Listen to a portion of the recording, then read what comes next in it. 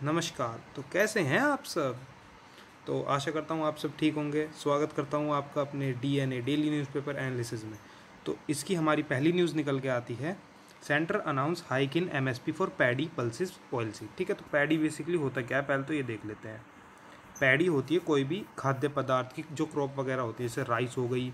ठीक है, बेसिकली इसमें राइस को ही कंसिडर करते हैं, लेकिन इसमें जैसे आपको पता है वेरी करती रहती हैं डेफिनेशन स्टेट टू स्टेट ये सारी चीज़ें। तो राइस को कंसिडर कर लेते हैं इसमें, वीट को, जो भी खाने वाली चीज़ें होती हैं उन्हें इसमें ले लेते हैं। और पल्सेस आपको पता ही है, दाल और ऑयल सीड, मस्टर्ड वगैरह ये सारी चीज़ें। ठीक है, तो इनमें एमएसपी में हाइक की बात हुई है और कुछ नए प्राइसेस इनमें इन्होंने बताए हैं गवर्नमेंट ने। ठीक है, तो एमएसपी की एक बार हम फुल फॉर्म देख लेते हैं। MSP stands for minimum support price.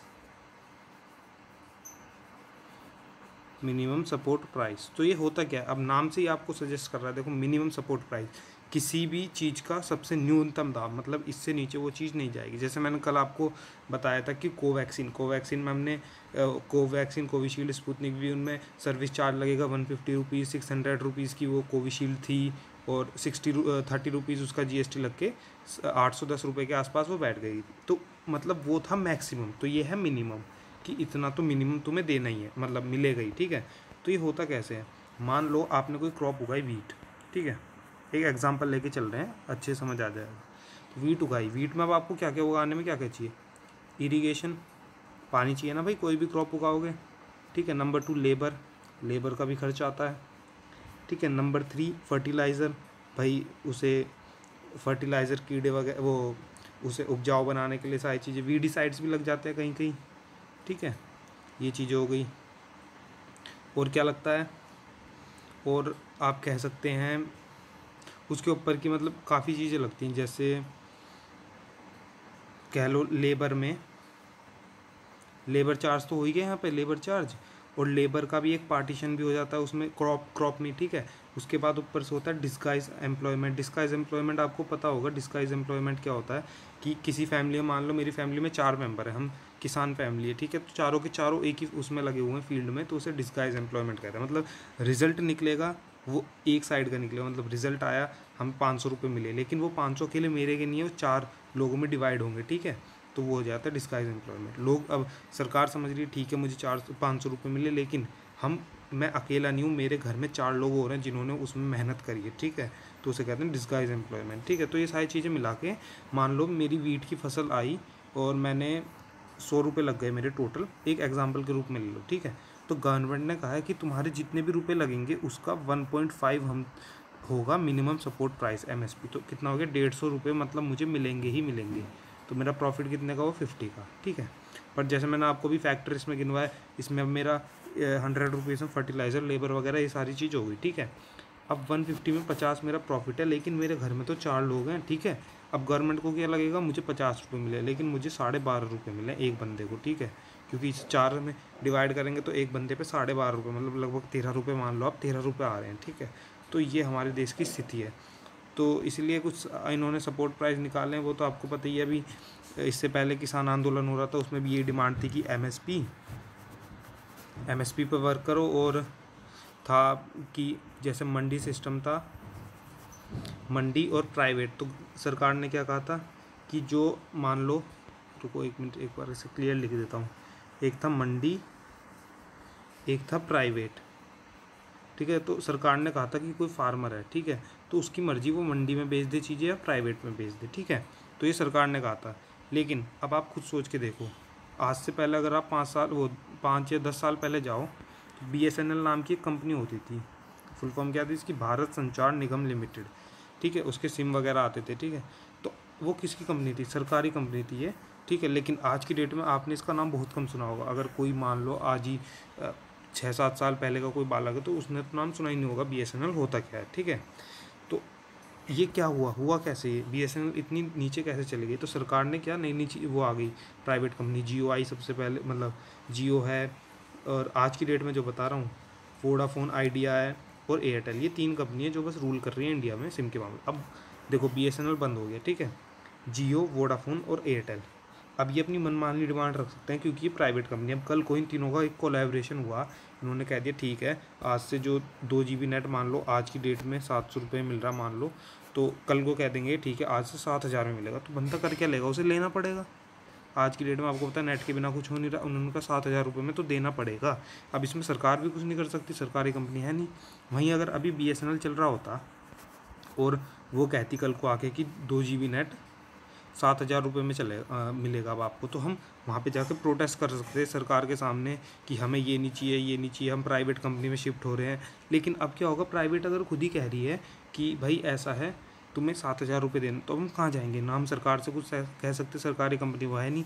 तो सेम यहाँ पे भी किसानों की ये डिमांड थी कि मंडी में, ठीक है ये मंडी हो गई, एक हो गई प्राइवेट चीज़। अब ये फार्म क्या कह रहे हैं, सरकार की फार्मर है वो उसकी मर्जी है, वो मंडी में बेचे सब्जी या प्राइवेट में, ठीक है।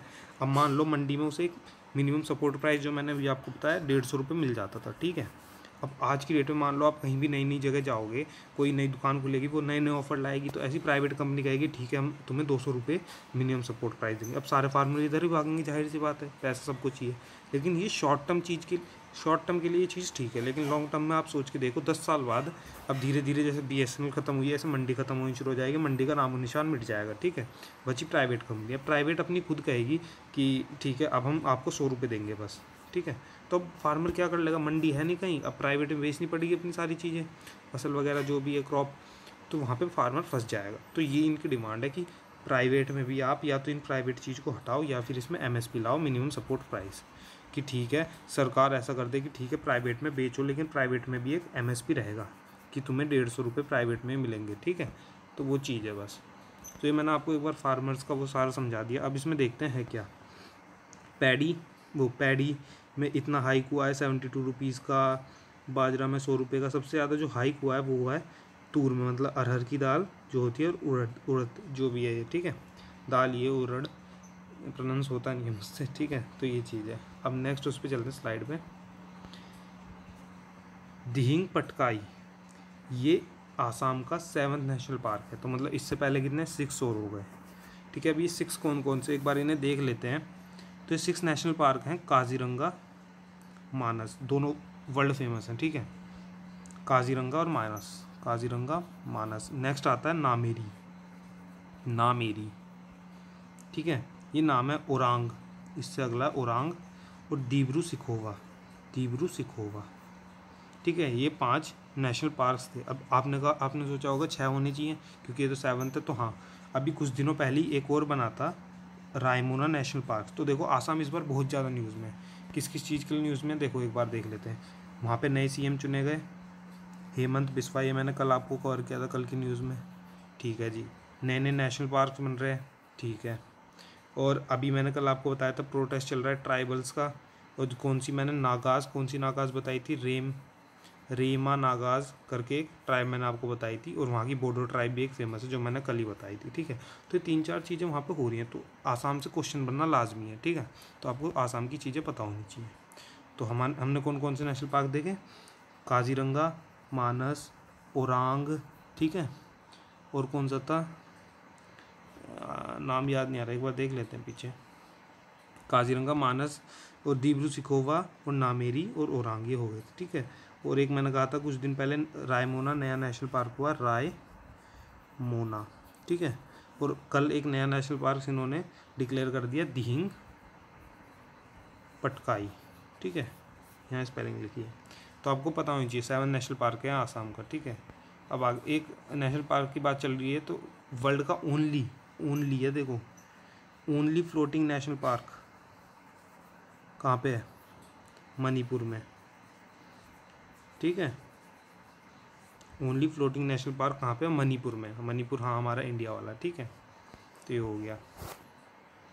Punjab gangster kill in encounter in Kolkata, तो बेसिकली इस न्यूज़ से हमारा कोई मतलब नहीं है, करंट अफेयर वगैरह में कुछ नहीं। तो मैंने ये डाला क्यों कि कोलकाता आपको यहाँ पिक्चर में दिख रहा होगा, वाइट ड्रेस में कौन खड़े, पुलिस वाले खड़े, आपने पिक्चरों में मूवीज़ में देखा होगा कि कोलकाता यानी वेस्ट बंगाल में जो भी पुलिस वाले रहते हैं उनकी ड्रेस वाइट रहती है। ऐसा क्यों रहता है, एक बार इस पर देख लेता, आपने कभी सोचा तो होगा। बाकी पूरी कंट्री में खाकी वर्दी होती है लेकिन यहाँ पर वाइट रहती है, ठीक है।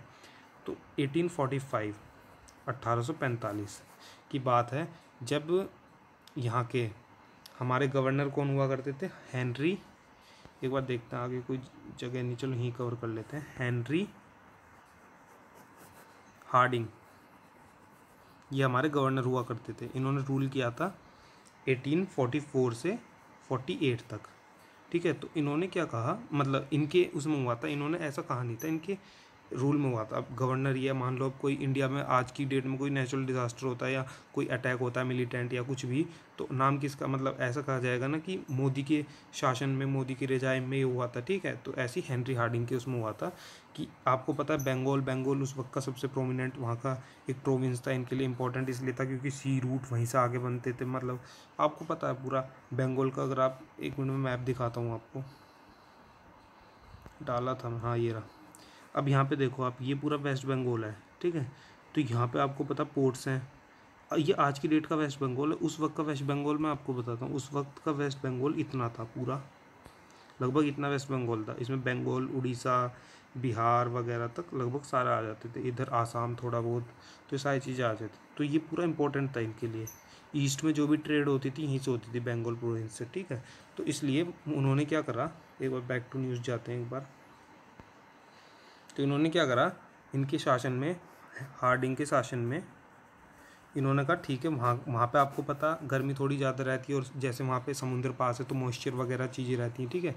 तो अब बाई चांस आप ब्लैक कलर की ड्रेस लेते हो या फिर खाकी ले लो, चलो जो ऑल इंडिया हमारे चलती है, खाकी कलर की जो ड्रेस होती है, तो अगर वो लेते हैं आप, तो मतलब वो पहनते हैं वहाँ पे, तो मॉइस्चर की वजह से काफ़ी गर्मी वगैरह ये सारी चीज़ लगती है। ब्लैक वगैरह और खाकी एक तरह से जो गर्मी होती है, हीट होती है, उसे एब्जॉर्व कर लेती है और उसके बाद हमें गर्मी लगनी शुरू हो जाती है, ठीक है। लेकिन वाइट क्या होता है, वाइट कलर रिफ्लेक्ट करता है वापस, आपको पता होगा अगर साइंस बैकग्राउंड से है तो, कि वाइट कलर दोबारा रिफ्लेक्ट कर देता है बैक जो भी हीट होती है या लाइट होती है, मैक्स टू मैक्स कर देता है, थोड़ी बहुत एब्जॉर्ब भी कर लेता है, ज़्यादातर कर लेता है रिफ्लेक्ट, ठीक है। तो इसलिए यहाँ पे वाइट रखी गई ताकि यहाँ पे गर्मी, पहनने वाले को गर्मी कम लगे। पुलिस की जॉब आपको पता है, थोड़ी प्रोफाइल उसकी ऐसी रहती है, बाहर इधर उधर जाना होता है, ठीक है। तो इसलिए ये चीज़ करी गई। तो हमने इसमें क्या सीखा, हेनरी हार्डिंग के शासन में ये हुई थी। इनकी शासन कब से कब तक था, 1844 से 48। इनके बाद कौन आए थे, डलहौजी आए थे। इन्होंने बड़े बड़े काम किए, जैसे कि 1953 में पहली ट्रेन भी चलाई थी इन्होंने, कहाँ से कहाँ तक, थाने से लेके मुंबई के बीच, जो कि आई थिंक 32 से 34 किलोमीटर का डिस्टेंस है। तो सारी चीज़ पता होनी चाहिए, ठीक है। Moving to next news, no competition with Messi says Chhetri. तो अब आपको पता होगा छेत्री कौन है, सुनील छेत्री। आधे लोगों को मैं कह रहा हूँ पता भी नहीं होगा, ठीक है। पर वो ये ना, अपना प्रोडक्ट कुछ नहीं और बाहर के प्रोडक्ट का आप अप्रिसिएशन करते हैं। सुनील छेत्री हमारे इंडियन फुटबॉल टीम के कैप्टन है, ठीक है। और मैं कह रहा हूँ आप इनका एक बार गेम देख लो, what a brilliant player he is, ठीक है। तो हैं क्या, इन्होंने अभी अपने कंप्लीट किए 74 इंटरनेशनल गोल्स। 74, आप सोच रहे होंगे कम बात है, अगर जिसको पता है फुटबॉल, अगर कोई देखता है उसे पता है 74 कितने ज़्यादा गोल होते हैं फुटबॉल की हिस्ट्री में। अगर आपने 150 मैच खेले और उसमें 74 गोल कर दिए, बहुत बड़ी बात है, ठीक है। 74 गोल इनके हुए हैं। आपने कहा होगा ये बड़ी बात कौन सी है, तो इंटरनेशनल मैचेस में मैसी के गोल आपको पता है तो 72 हैं।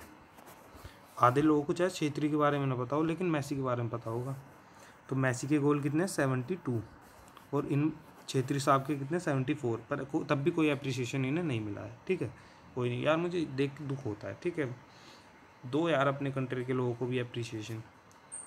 तो 72 गोल इनके, 74 गोल इन्होंने कंप्लीट कर दिया। अब इनके आगे जो है बस रोनाल्डो हैं, रोनाल्डो, ठीक है। रोनाल्डो आपको पता होगा, he is also prominent football पे है। तो अप्रिसिएशन मिलना चाहिए, बस मैंने ये न्यूज़ इसलिए आज डाली थी इसमें, ताकि जिन्हें नहीं पता उन्हें पता चल जाए। अब आज टाइगर रिजर्व, मतलब नेशनल पार्क रिजर्व्स वगैरह आ रही हैं काफ़ी, तो एक बार कवर कर लेते हैं। तो पाके टाइगर रिजर्व, इस ये क्या है, ये हमें यहाँ पे कुछ वर्कर्स वगैरह स्ट्राइक पे गए हैं, वो हमारा उससे मतलब नहीं है, बस हमें पता होना चाहिए कहाँ पे है। तो पक्के टाइगर रिजर्व है गुवाहाटी। गुवाहाटी कहाँ है, आसाम, ठीक है।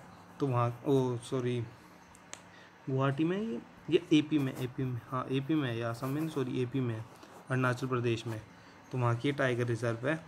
और इसमें क्या, वहाँ की इंपॉर्टेंट टाइगर रिजर्व देख लेते हैं।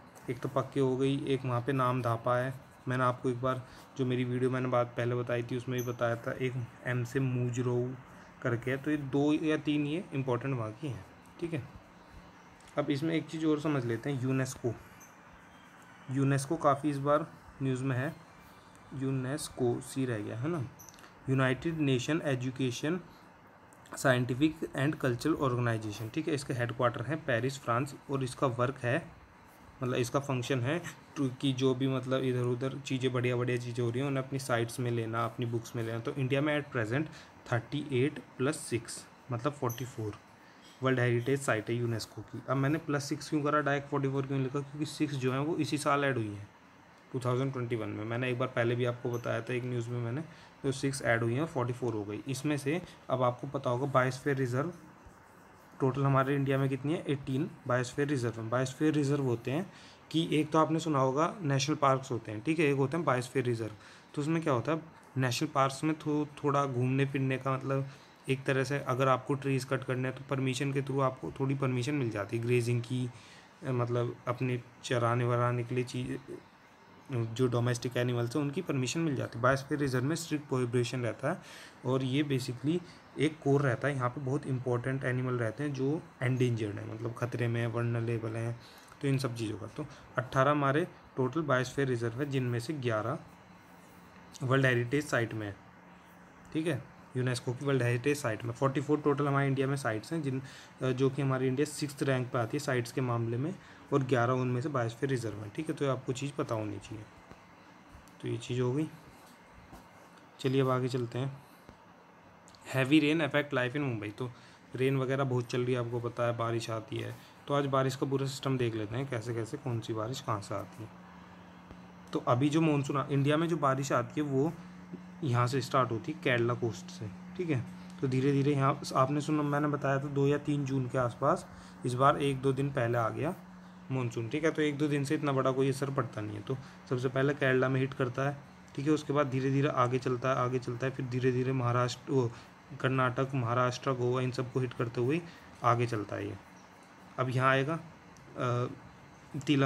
झारखंड वगैरह में, और उसके बाद वेस्ट बंगाल की तरफ मूव कर जाता है।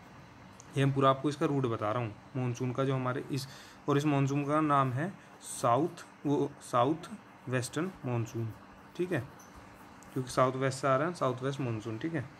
और उसके बाद वेस्ट बंगाल में पहुँच के मतलब थोड़ा और आगे जाके घूम के फिर इधर आता है नॉर्दर्न साइड में, ठीक है। तो इसलिए यहाँ से आते आते आपको पूरा से एक अलग कलर में ले लेते हैं, यहाँ से आते आते आपको पूरा इतना घूम के आना पड़ता है, इसमें पूरा 1 महीने के आसपास लग जाता है। इसलिए अगर आप यूपी के इलाकों में रहते हैं या फिर हरियाणा वगैरह में, तो आपको पता होगा यहाँ पे जुलाई अगस्त के आसपास हमारा मानसून आता है, ठीक है। और यहाँ पे कब आता है, जून में, तो 1 महीना पूरा लग जाता है। तो ये चीज़ें हो गई। साउथ वेस्ट मानसून इसका नाम है, हमें ये पता चल गया, ठीक है। और इसमें इम्पोर्टेंट जानने के लिए क्या है, बस मानसून में और तो इतना कुछ खास है नहीं, बाकी मानसून अगर अलग से हम पढ़ेंगे तो उसमें हम एक बार अच्छे से एक्सप्लेन कर देंगे चीज़ें, ठीक है। तो ये चीज़ें हो गई। और आपको पता मुंबई में धीरे धीरे बारिश वगैरह आ, जैसे मैंने बताया महाराष्ट्र में यहाँ पे कब आया था, 3 तारीख में आया था, 3 जून में। और आज कितनी है, 9 या 10, आज 10 जून है, ठीक है, 10 जून आज। तो धीरे धीरे ऊपर चला महाराष्ट्र में आ गया 10 जून तक, ठीक है। अब भी आपको 20 जून के आसपास पता चलेगा वेस्ट बंगाल में आ रहा है, और 1 या 5-6 जुलाई को पता चलेगा कि यूपी हरियाणा के इलाकों में मानसून आ रहा है, ठीक है। इसका यही सिस्टम चलता है। और ऑलमोस्ट 90% के आसपास जो हमारे इंडिया में बारिश होती है वो साउथ वेस्ट मानसून से होती है, वरना थोड़ा एक मानसून बे ऑफ बंगाल की तरफ से भी आता है, लेकिन 90% जो इंडिया में बारिश होती है वो साउथ वेस्ट मानसून से होती है, ठीक है। अब आगे चलते हैं। अनूप चंद्र, ये वैसे बेसिकली कल की न्यूज़ थी, मतलब है तो ये आज भी, लेकिन कल की ये इंपॉर्टेंट न्यूज़ थी, ये कवर करना मैं भूल गया था, तो आज कर लेते हैं अच्छे से। तो ये है क्या, आपको पता होगा ईसी क्या होता है, इलेक्शन कमीशन,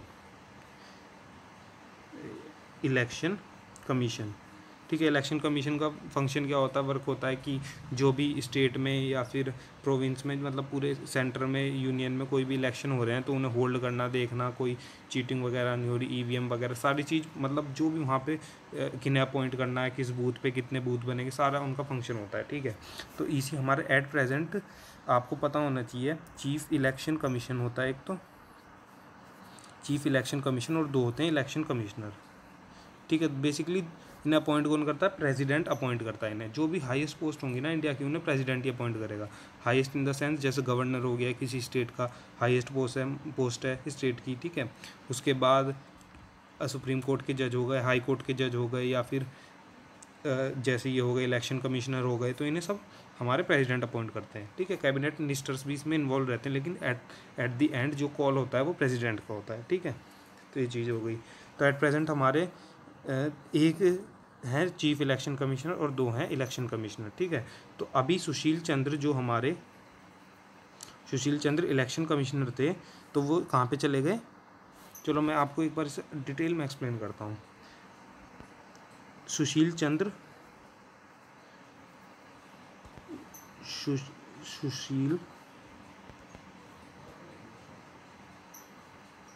सुशील साहब और राजीव सिंह, ठीक है, ये हमारे 2 थे इलेक्शन कमिश्नर। तो इसमें क्या हुआ, सुशील साहब को बना दी चीफ इलेक्शन कमिश्नर, ठीक है। अब यहाँ पे एक सीट वैकेंट हो गई, एक सीट बच गई, तो उसमें अब कौन अपॉइंट हो गया? अनूप चंद्र पांडे जी, ठीक है। तो ये नाम बहुत इंपॉर्टेंट है, मैं कह रहा हूँ इससे पेपर में क्वेश्चन 100% आएगा, ठीक है। तो अनूप चंद्र पांडे जी हमारे अब इलेक्शन कमिश्नर बन गए। एक और दूसरे कौन थे? राजीव सिंह हमारे इलेक्शन कमिश्नर, ठीक है। अपॉइंटमेंट मैंने इनकी बता दी, कौन अपॉइंट करता है? प्रेसिडेंट अपॉइंट करता है। कैसे बनता है? अब इनके एक बार आर्टिकल देख लेते हैं, किस आर्टिकल के तहत ये आते हैं। तो इलेक्शन कमिश्नर, तो आर्टिकल 324 से 329 जो है डील करते हैं इलेक्शन कमीशन से, ठीक है। जो भी इनमें अमेंडमेंट होगी या जो भी चीज़ें होंगी वो सारे इन आर्टिकल के अंदर होंगी। ये 5 आर्टिकल आते हैं, ठीक है। ये भी बहुत इंपॉर्टेंट है, एग्जाम में डायरेक्ट क्वेश्चन पूछ लेता है, ठीक है। दे देगा एक ऑप्शन, ये दे देगा, एक दे देगा 333 से 335, तो ऐसे 3-4 ऑप्शन दे देगा, उसमें टिक मारना होगा आपको, ठीक है। तो ये चीज़ होगी। अब नेक्स्ट न्यूज़, शार्क। ये मैंने परसों बेसिकली आपको कहा था और कल मैं इसे ऐड करना भूल गया, तो आज मैं इसे डिटेल में एक्सप्लेन कर देता हूँ। शार्क है क्या? शार्क ये मछली वाली शार्क नहीं है, शार्क है, इसकी पहले फुल फॉर्म देखते हैं, फिर इसे एक बार अच्छे से एक्सप्लेन करेंगे। South Asian association of regional corporation. आधे लोग तो नाम से ही समझ गए होंगे क्या है, कि साउथ एशियन कंट्रीज़ कौन कौन सी जो इंडिया के नेबर हैं, और इंडिया जो है वो साउथ एशियन कंट्रीज़ है। India, Pakistan, China he basically I जाती है, पर चाइना इसमें नहीं है। चाइना को आप मिड एशियन माने, ठीक है। तो इंडिया, पाकिस्तान, अफगानिस्तान, श्रीलंका, भूटान, ये सारी साउथ एशियन कंट्रीज़ हैं, ठीक है। तो इनका एक ग्रुप है 8 कंट्रीज़ का, कितना? 8 कंट्रीज़ का एक ग्रुप है ये। और करता क्या है, इनका फंक्शन क्या है? इनका फंक्शन है कि कोई भी गवर्नमेंटल जितनी भी गवर्नमेंट चीज़ें होती हैं कि ये हमारे देश में ये चीज़ें हो रही हैं, या हमें एक दूसरे का कोलैबोरेशन चाहिए इस चीज़ में। जैसे मान लो कल को नेपाल में आया था, एक भूकंप आया था काठमांडू में, ठीक है। तो उसमें हमारी इंडियन गवर्नमेंट ने नेपाल को मदद करी थी। तो ये सारी चीज़ें गवर्नमेंटल ऑर्गेनाइजेशन में जो आती हैं, ठीक है। प्लस इकोनॉमी वगैरह, इन सब चीज़ों में ये डील करते हैं। ये 7-8 कंट्रीज़ हैं, ठीक है। 8 कंट्रीज़ कौन सी मैं बताता हूँ। और शार्क बनी कब थी? 1985 में शार्क बनी थी, 1985 में। इसे 7 कंट्रीज़ ने बनाया था, और लेटर ऑन 2005 में इसमें एक कंट्री अफगानिस्तान ऐड हो गई थी। अभी बताऊँगा 7 कंट्रीज़ कौन सी है, ठीक है। तो अब इसे एक बार हम मैप के थ्रू समझ लेते हैं। तो 7 कंट्रीज़ कौन सी थी जिन्होंने स्टार्टिंग में शार्क को बनाया था? वो थी इंडिया, भूटान, बांग्लादेश, मालदीव्स, नेपाल, पाकिस्तान, श्रीलंका। तो ये 7 कंट्रीज़ थी जिन्होंने 1985 में शार्क को बनाया था, ठीक है। फंक्शन मैंने आपको बता दिया कि गवर्नमेंट की एक दूसरे की मदद करना, ये सारी चीज़ें, ठीक है। बस ये जो आपको मैप में दिख रहा है ना इधर, इतना ये कंट्रीज़ हैं सारी, इसमें मालदीव्स भी ऐड कर लेना, ठीक है। ये मालदीव्स नीचे छोटा सा, कैपिटल माले है, ठीक है। तो ये है, ठीक है। और यहाँ पे आपको दिख रहा होगा the nation was formed in 8 दिसंबर। कहाँ पे बनी थी? ढाका में बनी थी। तो ये बेसिकली इंपॉर्टेंट है नहीं, कहाँ बनी थी, बस पता होना चाहिए कितनी कंट्री ने बनाई थी। 7 ने बनाई थी। बाद में 2005 में कौन ऐड हुआ? बांग्लादेश ऐड हुआ, ठीक है। जैसे मैंने आपको उसमें बताया था ब्रिक्स में कौन ऐड हुआ था, 2010 में साउथ अफ्रीका ऐड हुआ था, ऐसे इसमें 2005 में अफगानिस्तान ऐड हुआ था। तो ये चीज़ हो गई। अब शार्क इतना इंपॉर्टेंट रोल क्यों प्ले करता है और हर जगह इसका नाम इतना क्यों होता है? तो ये देखो 21% वर्ल्ड पॉपुलेशन सिर्फ इन कंट्रीज़ की है, सिर्फ इन 8 कंट्रीज़ की 21% है। देख लो पूरा अराउंड द ग्लोब में 21%, ठीक है। चलो उसके बाद 3% ऑफ वर्ल्ड्स एरिया, 3% पूरे वर्ल्ड का एरिया है, ठीक है। उसका 3.8% पूरे वर्ल्ड की, लगभग ऑलमोस्ट 4% पूरे वर्ल्ड की इकोनॉमी है। तो ये चीज़ है, इसलिए ये इंपॉर्टेंट हो जाता है एक तरह से। कल और उससे पहले मैंने आपको कवर किया था Asian association of south east Asian nation, तो होप वो आपको समझ आया होगा और शार्क का भी ये समझ आ गया होगा। अगर इसमें अब भी आपको कुछ हाँ, इसके हेडक्वार्टर रह गए, हेडक्वार्टर भी एक बार डिस्कस कर लेते हैं। हेडक्वार्टर है इनके नेपाल, नेपाल में किस जगह, काठमांडू, जो नेपाल की कैपिटल है, ठीक है। तो काठमांडू नेपाल में इनके हेडक्वार्टर हैं शार्क के। अब जो शार्क की जितनी भी कंट्रीज़ हैं, एक बार इनकी कैपिटल भी देख लेते हैं। मालदीव्स की माले, जो कि ये रहा मालदीव्स, ठीक है। उसके बाद आते हैं श्रीलंका की, मैंने आपको उस दिन बताया था SJ के आप इसे कह सकते हैं, वैसे पूरा नाम है इसका श्री जयवर्धने कोट्टे, बड़ा नाम है इसलिए श्री का S, जयवर्धने का J और कोट्टे का K, तो SJK, ठीक है। फिर बांग्लादेश जहाँ पे बनी थी उसकी कैपिटल है ढाका। भूटान, भूटान की कैपिटल है थिम्पू। आपको पता होना चाहिए भूटान बेसिकली इंडिया पे वर्क करता है, मतलब आप ये मान लो इंडिया का एक छोटा भाई या कुछ भी कह सकते हो, कि जो भी भूटान की ट्रीटीज़ होती हैं बाहर के देशों से, भूटान के बहुत कम संबंध है। अगर भूटान को चाइना से बात करनी है, देखो चाइना बिल्कुल साइड में ही है, लेकिन अगर चाइना से बात करनी है तो इंडिया के थ्रू होके जाएगी वो बात, जो भी है इंडिया करेगा। भूटान की जो डिफेंस चीज़ें वो सारी भी वो इंडिया देखता है, ठीक है। तो ये आपको पता होनी चाहिए चीज़ें। यहाँ पे डोकलाम जो विवाद हुआ था वो भी इंडिया ने हैंडल किया था भूटान का, आपको जो भी याद होगा। तो भूटान में भी जो विवाद होते हैं बाउंड्री, क्योंकि अगर भूटान पे हम इंडिया नज़र ना रखे तो चाइना कल को इसे कैप्चर कर लेगा, छोटा सा देश है, और आपको पता है कैप्चर करके यहाँ पे फिर कुछ भी कर सकता है, हमारे शेलिंग कर सकता है, हमारे उसके कॉन्वॉय के ऊपर, तो कुछ भी हो सकता है, ठीक है। तो भूटान की कैपिटल हो गई थिम्पू, नेपाल की होगी काठमांडू जहाँ पे शार्क के हेडक्वार्टर सिचुएटेड है, और पाकिस्तान की हो गई, क्या होगी, पाकिस्तान की हो गई इस्लामाबाद, ठीक है। अफ़गानिस्तान की होगी काबुल। तो ये हमारी चीज़ें हो गई हैं, ठीक है। तो होप आपको आज की न्यूज़ समझ आई होगी, सारी चीज़ आज की समझ आई होगी, और हमारे साथ ऐसी बने रहिए। अगर वीडियो अच्छी लगी तो लाइक करें और अच्छी ना लगी तो डिसलाइक करें, ठीक है। सो मिलते हैं कल, तब तक के लिए जय हिंद, जय भारत।